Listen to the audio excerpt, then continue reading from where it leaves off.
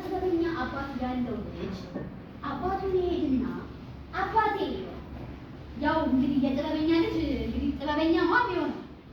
የጥበበኛ ልጅ ጥበበኛ ነው የሚሆነው። ለምሳሌ እናንተ አሁን የማያቱ ልጆች ናችሁ።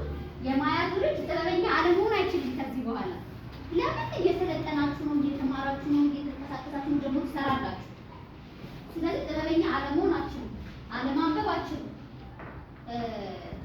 እና ልጁ የጥበበኛ ልጅ ጥበበኛ ነውና አባቱ እያረጀ እየደከመ ሲመጣ አባቱ ጋር ብዙ ማውራት ይወዳል። ስለዚህ ሄደና አባቴ የኔ ዋጋ ስንት ነው ብሎ ጠየቀ። የኔ ዋጋ ስንት ነው ብሎ አባቴ ብሎ ሲጠይቀው አባትየው ምን ብሎ መለሰለት? እስቲ አለ ይሄንን የከበረ ድንጋይ ይዘህ ሂድና ይሄንን የከበረ ድንጋይ ገበያ መካከል ወይም መንገድ ዳር ይዘህ ቁጭ በል። ከዛም ሰው ሊጠይቅ ሲመጣ ዝም ብለው ሁለት ጣት አስቀምጥ። እራሳቸው ምን እንደሚሉ ታየዋለህ፣ መልካም ይገኛሉ። ስለዚህ ምን አደረገ ልጁ? ከአባትየው ያንን የከበረ ድንጋይ ተቀበለና መንገድ ዳር ሄደ። መንገድ ዳር ያንን የከበረ ድንጋይ ያስቀመጠ። ሰዎችን መጥተው ስንት ነው ብለው ጠየቁት። ምን ብሎ መለሰ? ሁለት ጣቱን አስቀመጠ። ሁለት ጣቱን ሲያስቀምጥ 200 ብር ነው አሉት። ዝም አለ፣ መልስ አልሰጠም። አባቱ ጋር ሄደ። ለአባቱ መንገድ ዳር ሄድኩኝ፣ የከበረውን ድንጋይ መተዋዩት።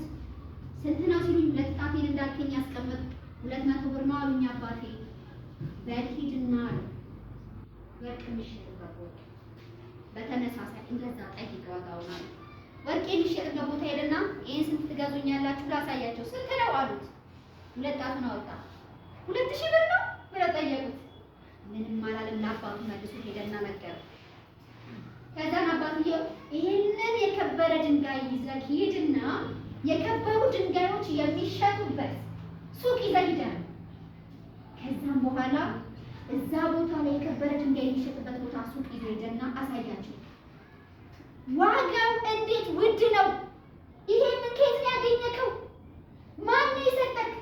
2 ሚሊዮን። ከዛ ማን የሰጠክ አለውና ዝም ሲለው ስንት ትሸጥልኛለህ አለ። ሁለት ጣቱን ሲወጣ 2 ሚሊዮን ነው፣ 2 ሚሊዮን ነው፣ 2 ትሪሊዮን ነው፣ 2 ኳድሪሊዮን ነው።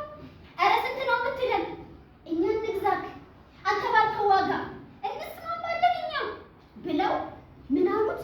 ዋጋውን ከፍ ከፍ ከፍ ከፍ አድርገው አደናንቀው ውድ አድርገው ነገሩት።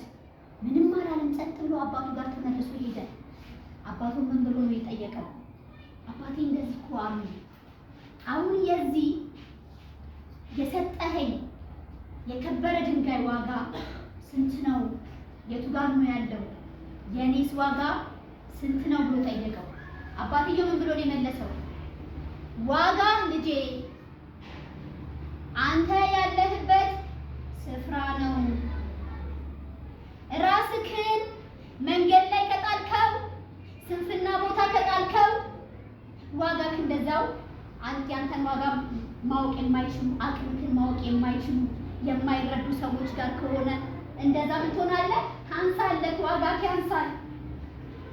አንተን የሚያሳድጉ አንተን የሚያስተምሩ ያንተ ዋጋ የገባቸው ያንተ አቅም የተረዱ ሰዎች ጋር አይደለም።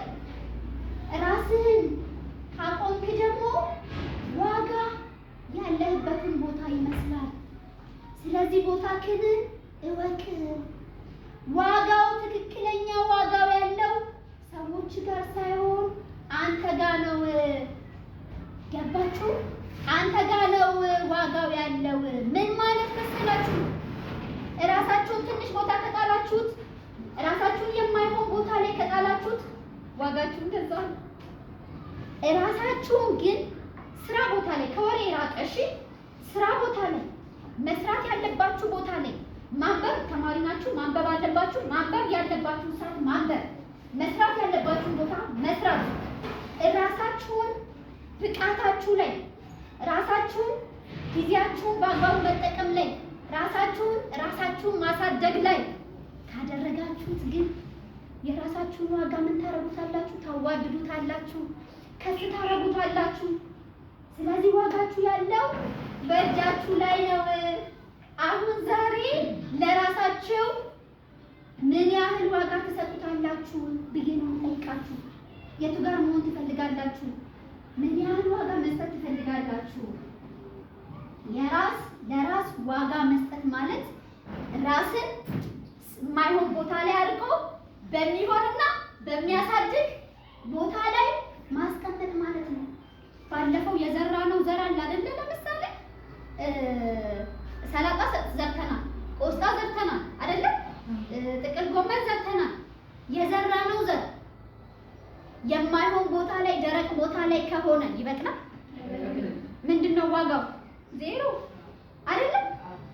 ሊበቅል የሚችለው ሊያፈራ የሚችለው የሚያስፈልገው ግብአት ሲሟላለት ነው። ውሃ፣ አፈር አይደለም? የፀሐይ ብርሃን ለተክሉ የሚያስፈልገው ነገር ሲሟላለት ይበቅላል። ልክ እንደዛ እናንተ ደግሞ ስኬታማ መሆን ትፈልጋላችሁ? በትምህርታችሁ ውጤታችሁን ማሻሻል ትፈልጋላችሁ? የመጀመሪያው ምንድነው? ዲሲፕሊን። የመጀመሪያው ምንድነው? ዲሲፕሊን።